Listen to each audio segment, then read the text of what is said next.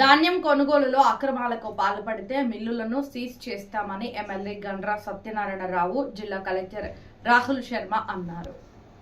జయశంకర్ భూపాలపల్లి జిల్లా Ganapuram Janakiram rice mill Chityal మండలం ఖైలాపూర్ శివారులోని Lakshmi Narasimha agros industrial rice మిల్లులను ఆకస్మిక తనిఖీ చేశారు. ఈ సందర్భంగా వారు మాట్లాడుతూ కొనుగోలు కేంద్రాల నుండి ధాన్యం దిగుమతి జరుగుతున్నప్పటికీ రైతులకు ట్రక్కు సీట్లు ఇవ్వడం పట్ల అసంతృప్తి వ్యక్తం చేశారు. కాంటా పూర్తయిన వెంటనే రైతులకు ట్రక్కు సీటు ఇవ్వాలని, ఎందువల్ల ఆలస్యం జరుగుతుందని అధికారులను ప్రశ్నించారు.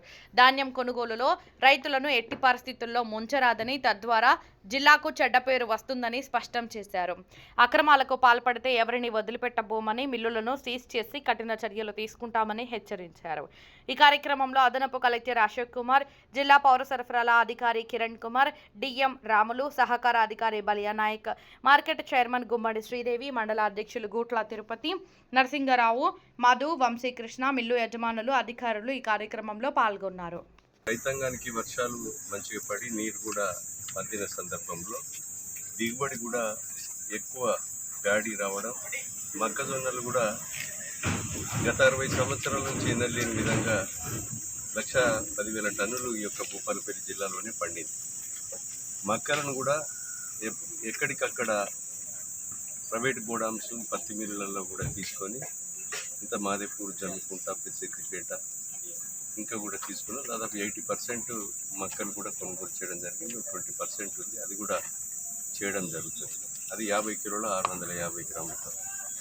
ఈ యొక్క 40 కిలోల 650 అంటే తాలో తడుకో పేరు మీద కొంత 350 గ్రాములను తీసేసిన ఎట్టి పరిస్థితుల్లో రైతులకు నష్టం జరగకుండా 41తోని కాంటా పెట్టుకునేటట్టుగా చూడాలనేది మేము రైస్ మిల్లర్స్ కానీ, అదేవిధంగా ఈ వడ్ల కొనుగోలు కేంద్రాలు నడిపేటువంటి సంస్థలు, పిఎస్సిస్ కానీ, అదేవిధంగా ఐకేపీ, డిఆర్డిఓ కానీ, ఇక ఇతర మ్యాక్స్ కానీ చెప్పడం జరిగింది.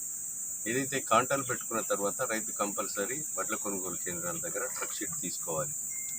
తీసుకొని అన్లోడ్ కాగానే రైస్ మిల్లర్స్ కూడా ఎట్టి పరిస్థితుల్లో 41 పేరుతో కాంటా పెట్టి వాళ్ళకి ట్రక్ షీట్ ఇవ్వాలని సందర్భంగా తెలియజేస్తున్నాం. అదేవిధంగా రైస్ మిల్లర్లకు కానీ, రైతులకు కానీ మేము ఎలాంటి ఏమన్నా ఇబ్బందులు ఉన్నా కూడా ఈ ప్రభుత్వం మరి వెంటనే తగు సహకారాన్ని అందిస్తాం.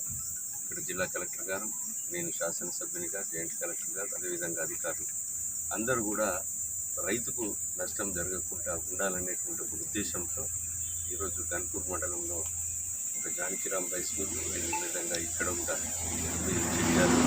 లక్ష్మీ నరసింహ రైస్ మిల్లు కూడా రావడం జరిగింది. మిగతా మిల్లులన్నీ కూడా మొత్తం కూడా తిరుగుతాం. వాళ్ళ సమస్యలు ఏమన్నా ఉన్నా కూడా రైస్ మిల్లర్స్ కానీ రైతులు వెంటనే అమాలిని కూడా కొద్దిగా పెంచుకోవాలి.